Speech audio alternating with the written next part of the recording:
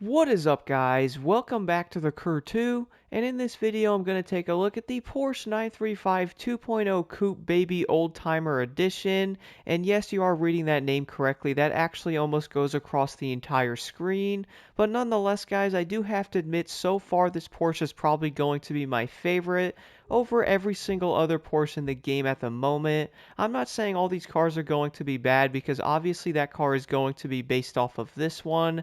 But to be honest, I find this thing so dang fun to use. It also looks awesome. So jumping right into this, you obviously can't customize this vehicle at all because, well, it is a touring car, so you normally can't do much of anything to these. It is going to be a touring car, so you definitely won't be able to customize a Summit touring vehicle that's a special edition. But nonetheless, guys, I really do love the rims on this car as well. I really do hope in Motorfest we can actually change different rims on the cars and or actually color them.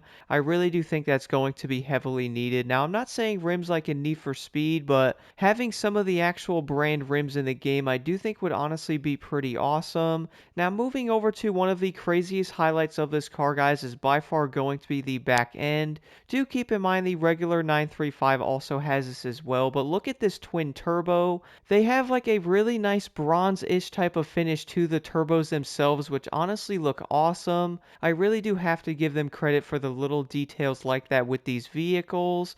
But besides all that, guys, let's go do a top speed test on the Old Timer Edition right now, and also jump into a race to really see how this thing does perform. So now moving over to the outside view of this 935, I do think a lot of players are going to love this thing, even though upon first glance in that one Summit event, I feel like a lot of players did not like this car.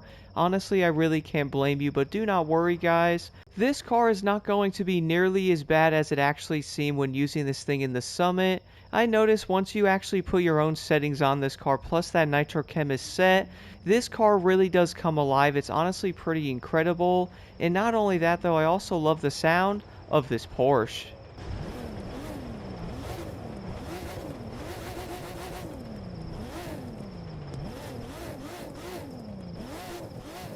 This thing is obviously going to be a race car, so it's not going to have a ton of stuff in here, which I would say having the more the worse with one of these cars in general, but the dash is going to work for the most part as well, but the overall interior detail is going to be pretty dang decent. And one of my favorite things about this car as well is the visibility. I'm sure if you guys have looked at the Maserati MC12, my goodness, that car is terrible. Overall, though, I do think a lot of players are going to like the visibility in this car, even though there's not going to be a ton of stuff in this interior, mainly because, well, it is going to be a race car.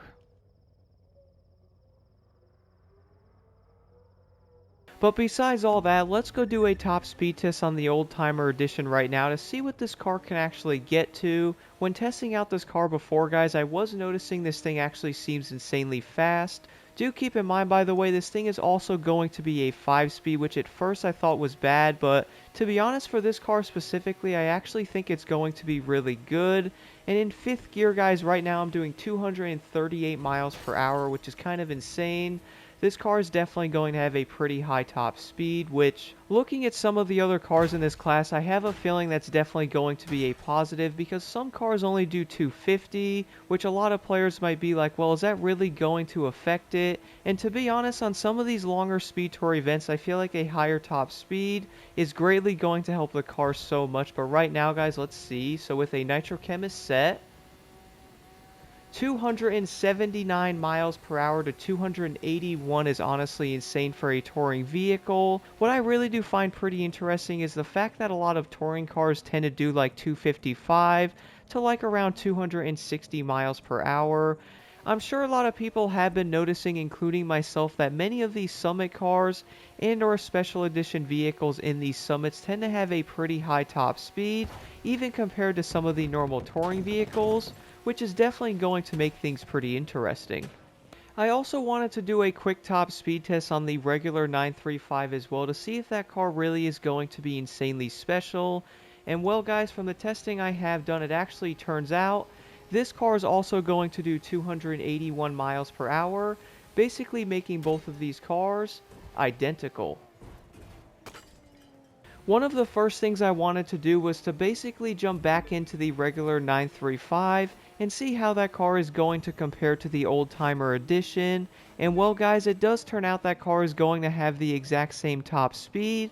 It's actually going to be slightly faster, hitting around 284 miles per hour, which for that being a touring car is kind of insane. It's actually going to be like 30 miles per hour faster than most of the other cars, and the Old Timer Edition is also going to be able to get there pretty easily. And with this car being a 5-speed, I really thought it was going to be pretty terrible, but it really does turn out that I actually like the 5-speed on this car compared to many of the others. It accelerates insanely fast even though it is going to be a 5-speed, which sometimes you do have that odd delay, and it seems like the Old Timer Edition's not going to suffer from that. I also found this thing to get through the gears pretty dang fast as well. And one thing I also really like about this 935 is the fact that when you guys are using this thing in manual, this car will do around 239 miles per hour in 4th gear, so on many of the events I would say you probably don't even have to use the 5th gear, unless you guys are going to be doing like one of the US Speed Tour events,